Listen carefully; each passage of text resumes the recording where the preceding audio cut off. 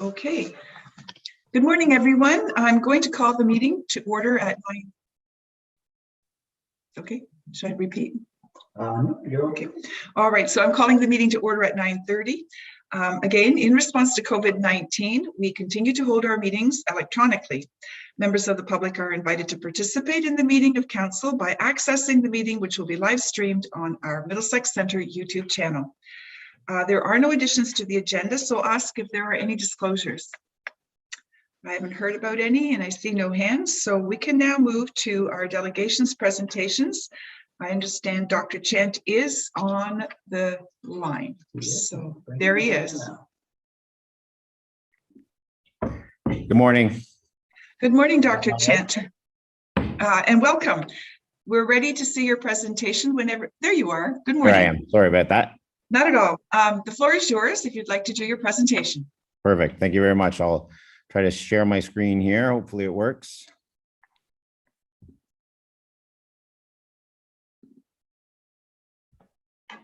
Everyone can see this all right? Yes, sure. Clear as a bell here. Okay. Well, first of all, thanks for the opportunity to come in front of everyone today, Madam Mayor and Deputy Mayor and councillors.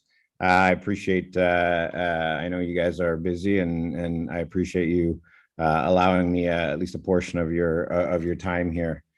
What I want to talk to you about today is a project that a group of mine's been working on for quite some time. It's a vision that we're hoping that we can bring to the Middlesex Centre area. And I'll be as brief as I can. I'm more of a conversationalist than a talk at you kind of person. So hopefully we can get to the questions sooner than later. So I'll keep it brief.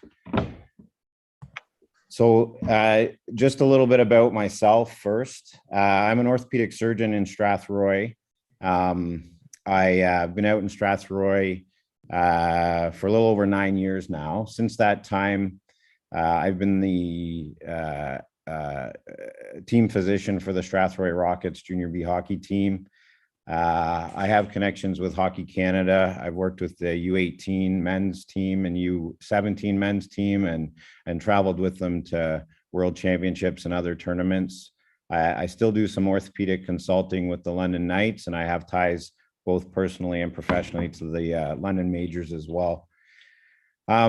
My group has a number of other like-minded individuals. None of them are here today, and I won't bring up any of their names, mostly because if we get, when we get this project up and going, many of them will leave their current professional situation. So going quote unquote public at the moment is not in their best interest. But these individuals are other sort of, as I said, like-minded individuals, both in healthcare as well as in local businesses. So this vision that we have, or the project that we'd like to get up and going, is a multi-purpose facility. It's a sports medicine and training facility. We hope to be able to provide healthcare as well as, again, somewhere to train, as well as take care of any injuries, so to speak. Our current plans are to build a full-sized arena, a rink, as well as have at least one, possibly two basketball courts, a fully functioning physiotherapy clinic, a fitness gym, as well as the sports medicine clinic that would house both primary care sports medicine physicians and obviously myself as an orthopedic surgeon. And perhaps down the road, if depending on where things go, even have an operating room at the facility if we can get there at some stage.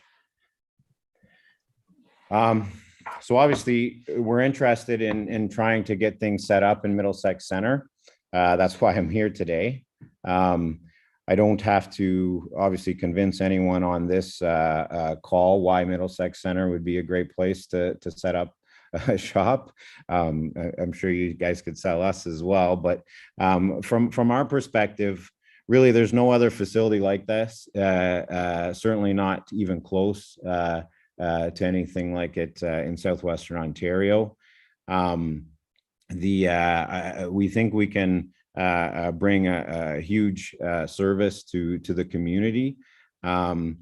The original sort of when we started talking about this with my group several years ago, the first premise, we talked about the number of high-level athletes and specifically professional hockey players that call this area a home in the summertime.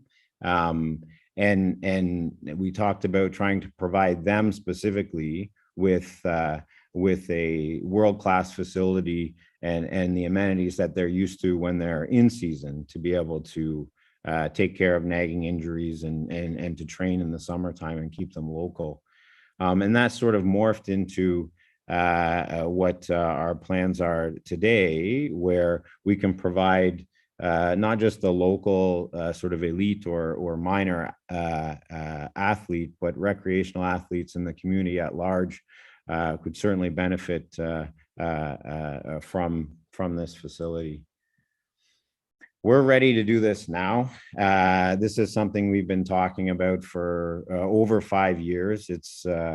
We've had several different sort of renditions of our business plan, which is again being just finalized now in what I'll call our post-pandemic world, I guess, certainly in the short term, but for sure in the long term, as I'm sure all of you are aware, things have changed both in healthcare and training and just the business world.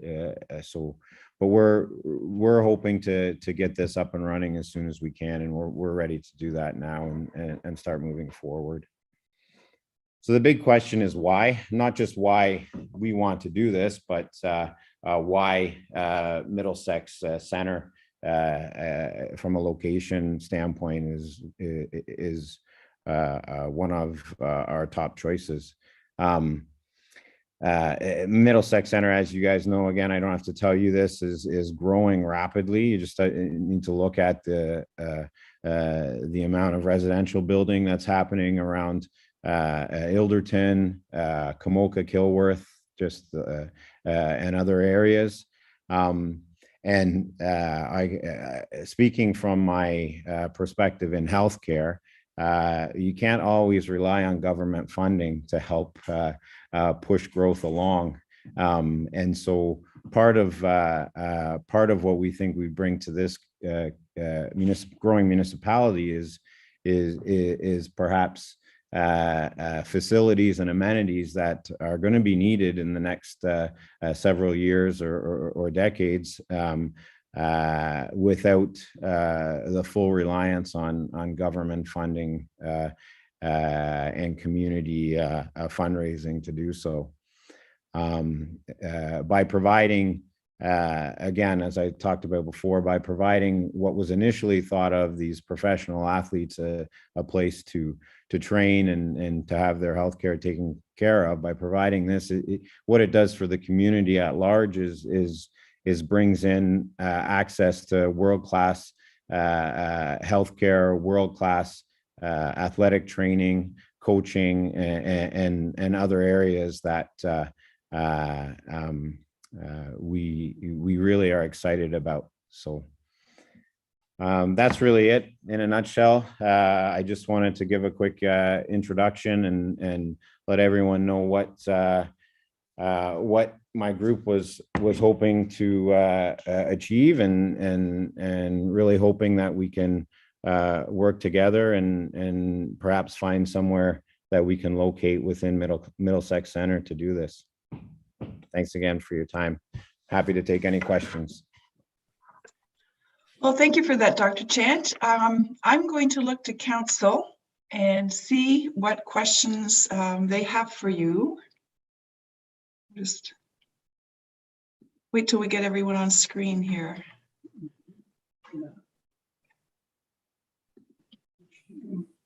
There we go. I have everyone in front of me now. Okay. I'll look to you, Council, then. Deputy Mayor Brennan, if you'd like to start. Yeah, just comments more than questions. Thank you for the presentation. We're to put it mildly, I think we're definitely interested in seeing a facility like this somewhere in our municipality. We'd be more than willing, and I'm sure Michael is on the ready to work with you to make this happen. And we would certainly, as I say, be more than willing to have this happen in Middlesex Centre. So thank you for the presentation, and we look forward to the future of you being here at some point in time. Thank you. Thank you, Deputy. Anyone else? Yes, Councillor Heffernan.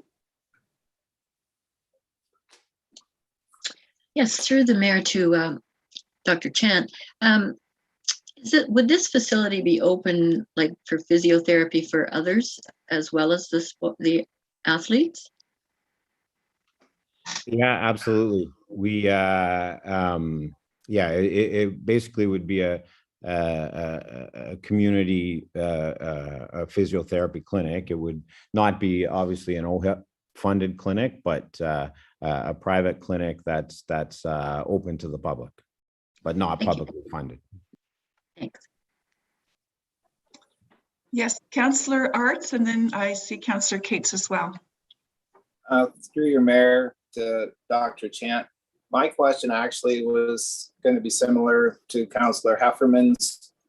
There's quite a few of us, you get to the point in your life and you know where the aches and pains are, and you probably have some medical history, but to have a chance, maybe if a facility like this, you could go in for a couple of visits just to make for sure what you are doing is right, or maybe the exercises you thought were the right ones are the right ones. So that, in your reply to Councillor Heffernan, I think you answered my question. Thank you. And Councillor Cates. Thank you. Through you, Madam Mayor, to Dr. Chant. So I was curious about the other things besides your business part of things. What other things would the community be able to use or have involvement there? For example, you said you would have pickleball courts, or you'd have the NHL size rink. Is that something that the community would also have some access to? Yeah, absolutely. Just like any other sort of facility, there would be open rentals available for the community. We have programming and different companies that are up and running and run services now at different facilities that are hoping to come with us, and they'll certainly take up some time in those, whether it's the pickleball, basketball, volleyball courts, or obviously ice rentals and things like that. But certainly the plan is to have everything open to the community as much as possible as well. Thank you. Is there anyone else? I don't see any hands. Well, Dr. Chant, I think your concept is really intriguing. I'm excited and getting more excited to hear more detail about this. I think the answer is the deputy pointed out, yes, we'd like to see something like this. I think facilities that recreation is one of those things that people really appreciate in communities, and some of it's now active transportation opportunities or bicycles, but also, I mean, to have facilities, pickleball has, I think the increase in pickleball was probably vertical at one point, and a lot of people are interested in things like that. So having more rather than less is not a bad thing. So I'm really happy to hear that you're looking at opportunities for not only better healthcare for our residents, the demographics are changing as well. I've talked to any number of seniors in our community who have raised their families here, who want to stay here. So I know that there is not going to be a sort of a weird curve here. We want to have young people moving in, and we want to keep the seniors here. And I think diversity in the community is a good thing. So making sure everybody can access what they need is a big plus, I think. So the other thing I can say for sure is I know our staff will be ready, eager, and willing to work with you. This is an exciting project that I hear you fleshing out for us. So we'll look forward to hearing more detail, and we do appreciate your time this morning and telling us about what your vision is. So thank you so much for that. Thank you again for the time. Alrighty. If there is no one else, then I think we can move to our next agenda item. See you soon. The adoption of the minutes is next up. We have a motion before us that the minutes of the council meeting held on the 26th of January be adopted as printed. Do I have a mover? And Councillor Scott, Councillor Shipley, any opposed? Seeing none, the minutes are carried. Next up, the consent agenda. We have 6 items there. Is there anything here that we should be pulling for comment, questions? Oh, I see 2. Councillor Arts, and then I saw Councillor Heffernan. Item? Through your Madam Mayor, yeah, the modernization funding program intake. I'd just like a bit of discussion on that, please. Okay, and Councillor Heffernan, you had an item as well? Uh-oh. Yes, I had the same item. I was just wondering, on that one, the reviews are to be done by January 31st of next year. And I'm wondering if it's possible to have the first two completed like by, let's say, late summer, early fall. The other 2 involve other municipalities, so I don't think I could ask that, but I'm just wondering if it's possible to find our consultants and get the job done. Okay, I'll look to the CAO then to provide clarity on that, and then we'll make sure we'll get your questions answered to you. Thank you, Madam Mayor. To the Councillor Heffernan and to members of council, we understand that the deadlines have been set for January of next year since these grants were just recently announced. Staff will do their utmost when we are in the process of completing the RFP and the timelines to ensure that we can wrap these projects up within a short amount of time. And I think because the government has announced a variety of intake 3 projects across the province, I think time is of the essence in order to secure consultants. And so staff are mindful of that, and we'll do our utmost to make sure that we can, based on the scale of the project and what the needs are from our perspective, ensure that we can get them wrapped up in a timely manner and get them done hopefully by the end of summer. Okay, Councillor Arts, did you want to? Yep, there we go. Yeah, through your Madam Mayor to Michael, that's what my concerns were too. These reports, there's going to be municipal elections and you can't give them to a council that's only been on the job for a couple of months. That's not fair. So to be quite honest, the first 2 reports, if you can't get them done during this council term, don't bother, because either that or wait until next May or June to have council receive it. So if there's new council members, they got a chance to get their feet wet and understand what's going on. Thank you. Okay, thank you for the questions. Then if there's, Councillor Shipley, same item? Yeah, thank you, Madam Mayor. Same item, yes. Michael, is there any chance when you do the RFP that could be written in the RFP that once the group is selected, they have X number of days to commit to complete this master plan? So we're just upfront with them right off the bat, and if you can't complete it within a certain length of time, there's no need to apply. Yeah, thanks, Councillor Shipley. That's a perfect suggestion. I think the whole point is we'll be honing in on those timelines and those dates so that when we issue the RFP on our site and in interacting with consultants who are interested, we're very clear up front that there's no leeway for extensions. They'll have to commit to the timelines and dedicate the resources necessary to complete the reviews that we're asking of. So we'll be very mindful of this. That'd be great. Thank you. Okay, I don't see any other hands. So there's the motion before us that item 7.1 through 7.6.1. Oh, sorry. Yeah, 6.1 through 6.6. Typo there, pardon me. For the consent agenda on February 2nd be adopted as recommended.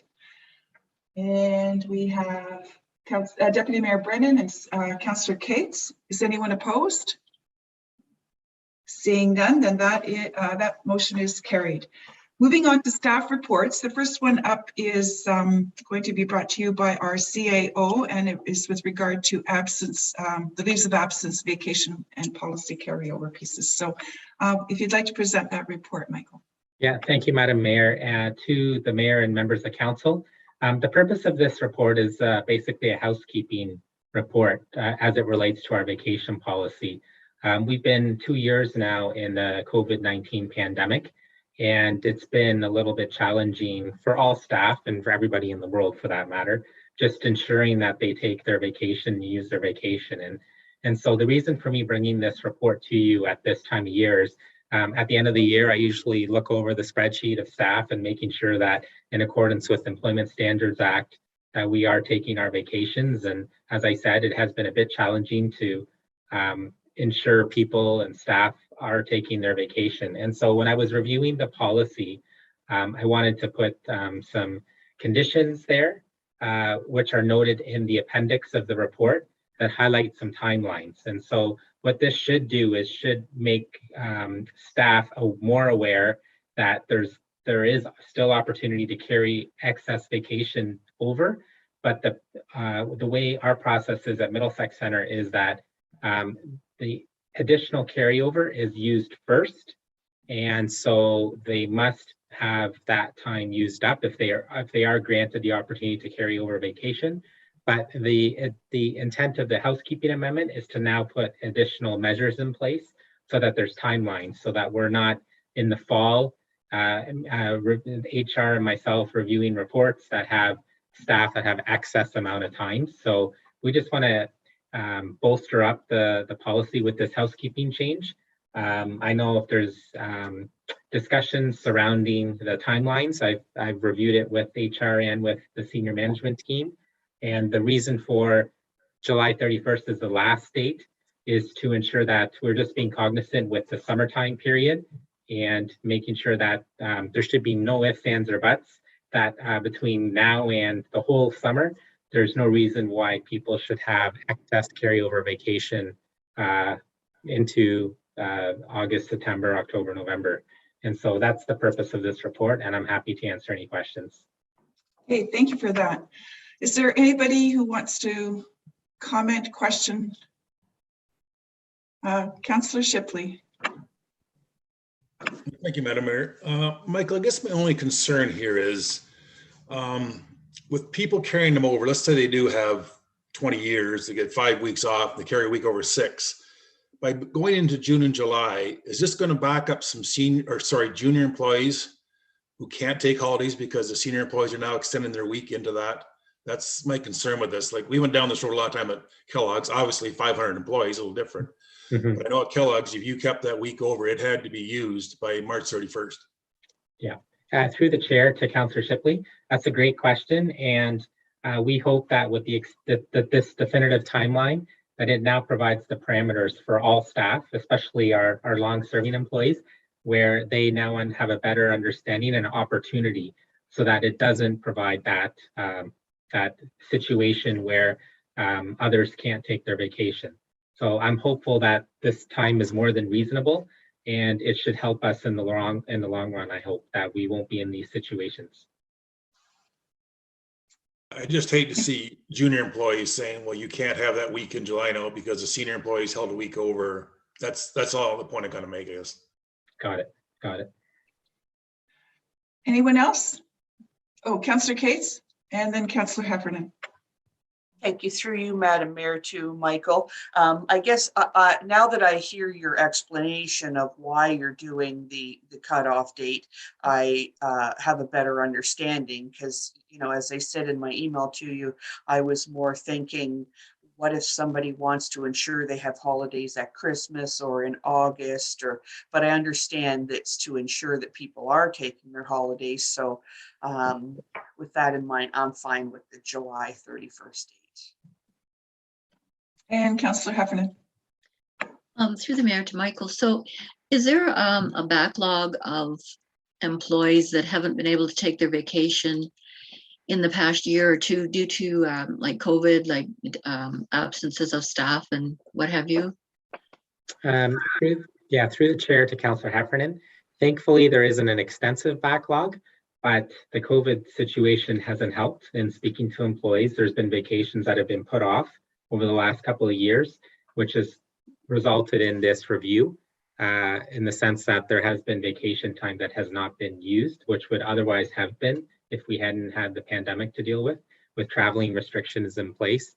And the time is one thing, but the whole issue is as an employer, we're obligated to ensure staff take their vacation, and if not, at the end of the year, then there are payouts for staff. And so this is a way in which we can ensure that we're managing our affairs properly, and also being upfront and fair for our employees to make sure that they've got an appropriate amount of time. And we're only dealing with the carryover, so it's 1 week or 2 weeks at most. But I just don't want to put the organization in a situation where in the fall, there's excess. We have a list of employees with excess amount of time that has not been used.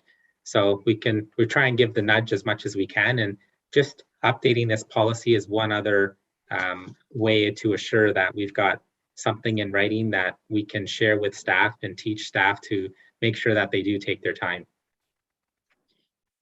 Well, I'm just wondering if it's possible to, it just seems like it's an extended period of time. However, given the present circumstances, I can completely understand.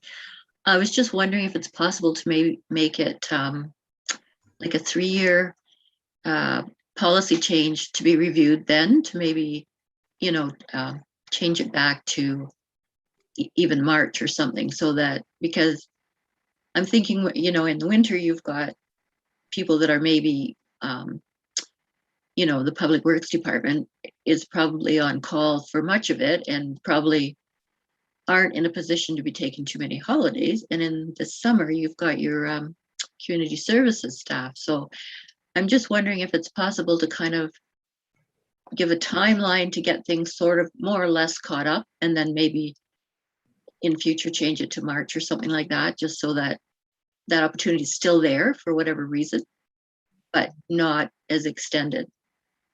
That's just a suggestion. I'm just wondering if that would make sense to you.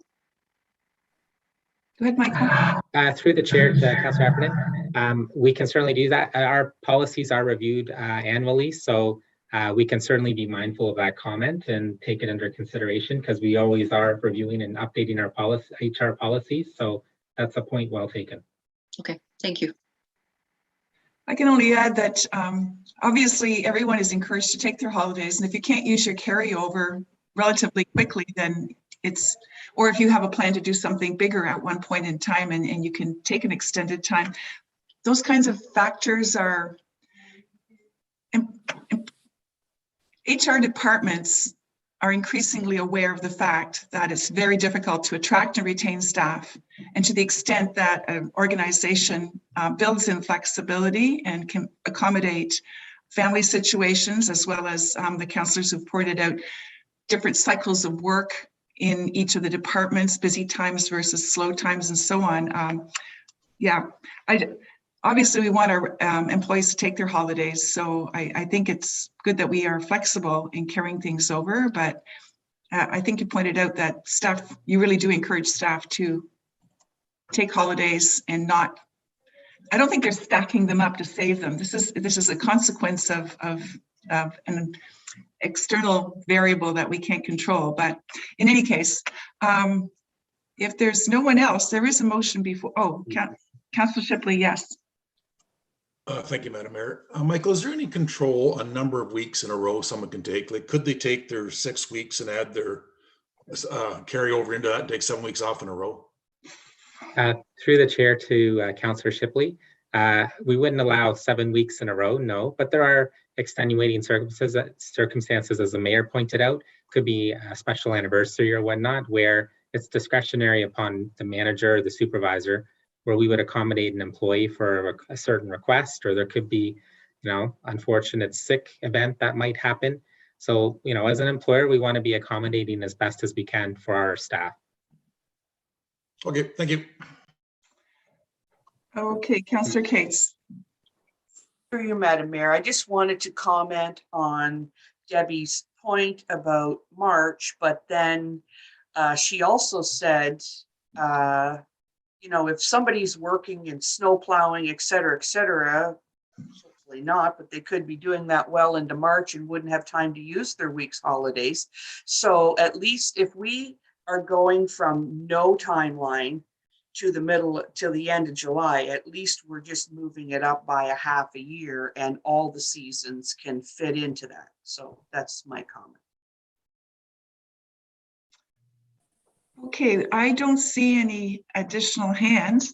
We have a motion before us that reports CAO number 5, 2022 regarding the amendment to leaves of absence vacation policy carryover be received and that the leaves of absence policy appended to the report be approved. Do I have a mover, please, and a seconder? Deputy Mayor Brennan and Councillor Shipley. Any opposed? And that is carried. Thank you for that then. We'll move now to the council grants and the Delaware Hydro Reserve Fund grants for 2022. And our communications specialist, Heather Pepperin, is going to present that report. Oh yeah. And Tiffany is going to be available for any specific financial questions. Good morning, Heather. Good morning. The floor is yours. Thank you. So good morning, Council. We are very pleased today to be presenting recommendations for this year's council grants and also the Delaware Hydro Reserve Fund grants for the year. This year, we ran our application period throughout October into November primarily. People can apply at any time, but that's generally the cutoff. We received 8 applications totaling just over $21,000 for the council grants.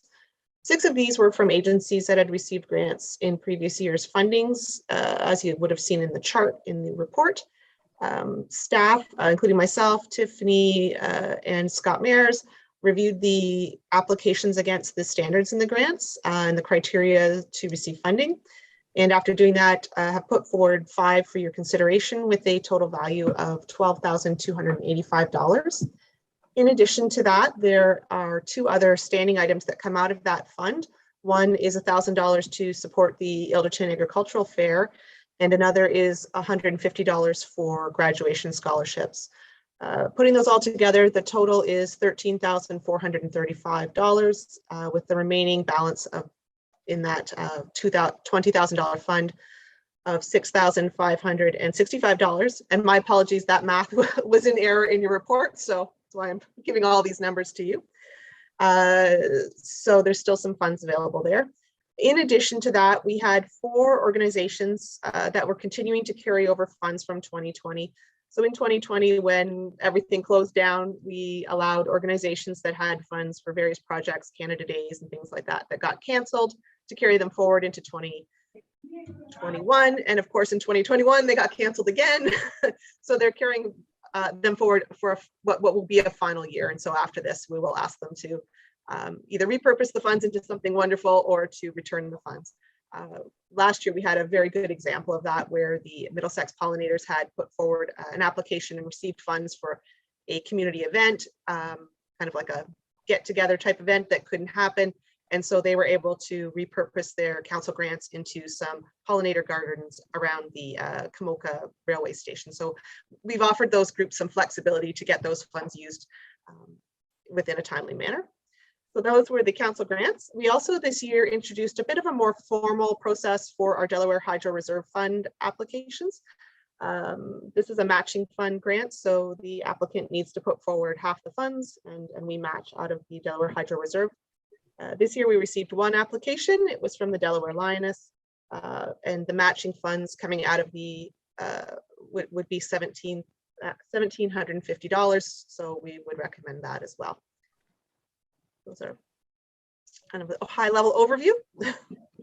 Now look for questions, and if you're done, Heather. Deputy Mayor Brennan, then I have Councillor Heffernan. To you, Madam Mayor, to Heather. The Delaware Hydro Fund is growing quite a bit every year, and there doesn't seem to be a lot of uses coming forward for it. Do we need to maybe expand what it can be used for in the in that area, so it can be used? Because you know it's over 800,000 now. So And with what's being taken out this year is very minimal. So I don't know if we need to look at expanding the criteria that it can be used for to make better use of it or not. I don't know if that's an option or not. So through you, Right. Mayor DeVete, I can actually answer that one, and then go to the CAO if required. So for the funding for the Delaware Hydro Reserve Fund, in this report, it's only limited. It's limited to only 50% of the interest costs, and so that's for the different service groups within Delaware. This year, we did decide to really publicly advertise that. I know there's some groups that have continuously used it every year since I started. And know it very well. However, there are other service groups within Delaware, such as like say the Girl Guides or the Boy Scouts, that are eligible that haven't used it. And I know that the organizers on those different types of groups do change quite often. So we really wanted to advertise it, and Heather did a great campaign for communicating the fund and the use of that. But that is limited to just the 50%. I do budget every year that the 50% of last year's interest, or an estimated amount that I calculate, is included in the budget in case it is to be used. However, I think what you're referring to is actually the principal portion of the reserve fund that we do not open up to the community. It is more at council's discretion, and that would be for a large capital project, say wastewater or water lines or wastewater line, like these type of projects that I know the CAO is working on. You would have seen in 2022 budget, there is some funding for capital going towards a bigger project like that. The intention of that principle is to be used to benefit the Delaware community in one of those, like say if it's development or expanding the services for the Delaware community for that principal portion. And the reason it is separate, just to kind of, I know this has come up a few times within council or in the public, this was pre-amalgamation money. And so we wouldn't normally create a separate fund for a different area within the municipality, because we are one Middlesex Centre. And as we all amalgamated all three municipalities, new reserve funds should be created for the entire community because we are one Middlesex Centre. However, this one is a historical one that was part of that amalgamation, and the bylaw precedes that. So I know the CAO is working towards different uses and working with different community groups and developers with respect to that funding. But any, and I do know the CAO is also looking at an update to the actual reserve fund policy related to this specific reserve, which would actually address your concerns a little bit more, and that would come to council to kind of open up what it could be used for. Hopefully that answers. Thank you. Okay, is there any other councillor? Yes, Councillor Heffernan, go ahead. Through the mayor to Heather, I guess. So there's about $6,000 left in the fund. Are we extending the deadline for the grants in case somebody comes up with something before year end? For you, Madam Mayor, we had this discussion as well. Obviously, this is the kind of thing where we want to see this money out in the community doing great things. Our recommendation would be, once we kind of finalize this, we see what's left and we open it up. There could be a lot of things that come out over the course of the spring, fall, summer, fall, as COVID opens up and groups are willing to take on, an event again. I think a lot of people are still holding back a bit, saying, I don't want to invest our time and energy in something that might get pulled because of a closure. So to your point, I think that's how we would handle the additional funds. Thanks. Anyone else? I don't see any hands.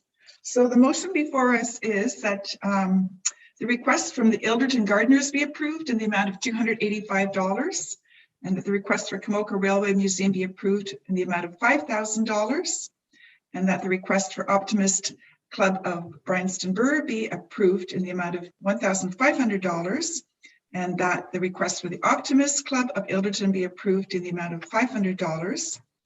And those were all subject to the council grants policy, and as well that the request from the Middlesex Centre Archives be approved in the amount of $5,000 with respect in the context of the council grants policy, and that the request from the Delaware Lionesses be approved in the amount of $1,750 in accordance with the Delaware Hydro Reserve Fund policy. And further, that staff be directed to prepare correspondence and issue payment to the above noted organizations. Do I have a mover, please, and a seconder? I see Councillor Heffernan and Brad. Councillor Scott, is anyone opposed? Seeing none, that is carried. Well, thank you for that report. This was always a good one. And thank you, Tiffany, as well. And we can now move to correspondence. There are no notices of motion. We have 2 items. Is there anything anyone wants to comment on or make anyone aware of here? Seeing none, then the motion for this item is that Council for the Municipality of Middlesex Centre receives correspondence items number 9.1 and 9.2 as information. Mover, please, and a seconder. Councillor Heffernan and Councillor Scott. Any opposed? And that is carried. Thank you. Okay, we don't have a county council update, do we, today? Nope. Okay, so the next item is closed session. So we're going to move into closed session. Should I read the motion now? Okay. So the motion before us is that Council for the Municipality of Middlesex Centre adjourn to a closed session at 10:10 a.m. pursuant to Section 239(2) of the Municipal Act 2001 as amended to discuss the following matters.